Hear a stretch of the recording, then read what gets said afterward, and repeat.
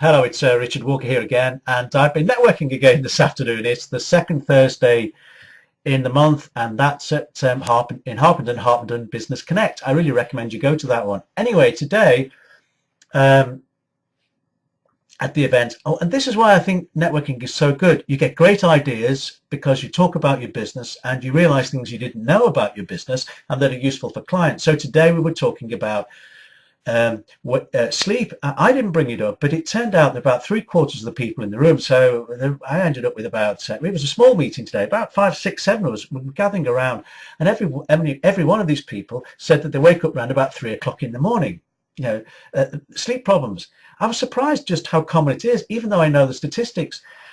Now, here's the first thing. It's if someone's waking up about 3 o'clock, depending on what time they go to bed, but most typically that's a tip-off that it's stress-related, worry-related, because there are 2 cycles of REM sleep. So you go to sleep, then you go down deeply into sleep, and then you come up again, and then the eyes are fluttering. That's the second. That's the first one. That's the second stage. You go to sleep, you go deep down to sleep, and you come back up. The first one, eyes kind of fluttering, that's the dreamy phase, and then you go around another one and around and down into deep sleep and back up again, and we cycle around these, and a cycle is an hour and a half.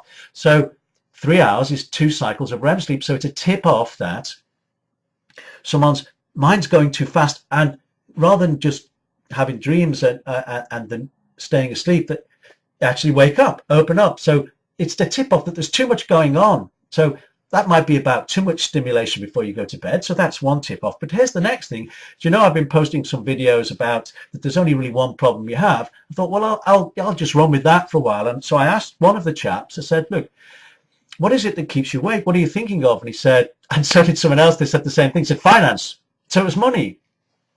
So I said, okay, now I never assume you know what someone means. So I asked, when you say finance, what is it about finance? Well, you know, the kids and paying the bills and all this. I said, right, what if you didn't pay the bills? What if you financially, hit a problem? What's the worst that could happen? How would you feel about that?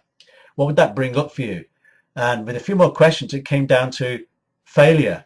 Right, so here's the one thing that this person worried about is, I might be a failure. I'm a failure, which is the other side of I'm not good enough. I'm not saying that's about him, but you get the thing that there's only really one problem behind all of the symptoms that we experience, whether it's lack of success, difficulty in our relationships, difficulty with the kids.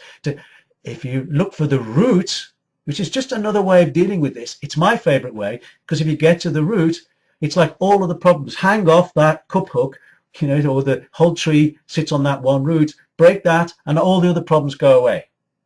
So that's about sleep. Now, there are lots of tip-offs you can do, simple things you can do to improve sleep, and I promised I'd run through those on another little video or a little crib sheet. So look out for that one. Have a great day. Keep networking.